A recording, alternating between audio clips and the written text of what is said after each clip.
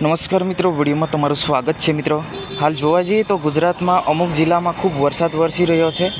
એવી જ નસવાડી તાલુકાના બગલિયા ગામે એક ઘટના સામે આવી છે। એ ઘટના છે કે સીમાભાઈ રાઠવાનું મકાન પડી ગયું છે।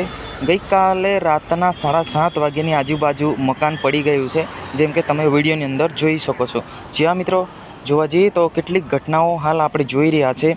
એવી જ ઘટના છોટાઉદેપુર જિલ્લાના નસવાડી તાલુકાના બગલિયા ગામથી આ ઘટના સામે આવી છે। નિસાર ફળિયા રહેતા સીમાબાઈ રાઠવાનું સાંજે 7:30 વાગ્યાની આજુબાજુ મકાન પડી ગયું હતું।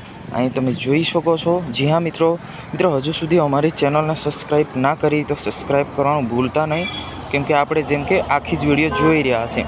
મિત્રો આવી ઘટના ઘણી બધી જગ્યા બની રહી છે, તો એવી જ ઘટના ફરી આપણને જોવા મળી રહી છે। ગઈકાલે ધૂમધામ વરસાદ ખૂબ પડ્યો હતો। એમ જોવા જઈએ તો બગલિયા, રતનપુરા, દુગદા, નાનાવાડ આવા વિસ્તારમાં ખૂબ વરસાદ થયો હતો। ત્યારે એવી ઘટના ઘટી કે મોડી રાતે 7:30 વાગ્યાની આજુબાજુ આ ઘટના ઘટી છે। જે સીમાબાઈ રાઠવા છે એ નિસાર ફળિયામાં રહેતા એનું મકાન પડી ગયું છે, જેમ કે અહીં તમે જોઈ શકો છો, કેમ કે કાચું મકાન છે। તો વરસાદ વાવાઝોડા સાથે આવ્યો હતો, એના કારણે આ જે મકાન છે આ પડી ગયેલું છે।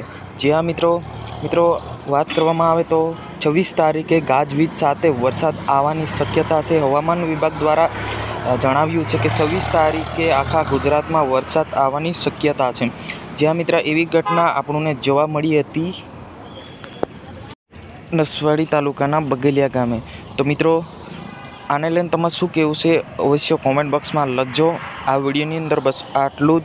જય હિન્દ, જય ભારત। હું તમારો દોસ્ત શૈલેષ ભીલ।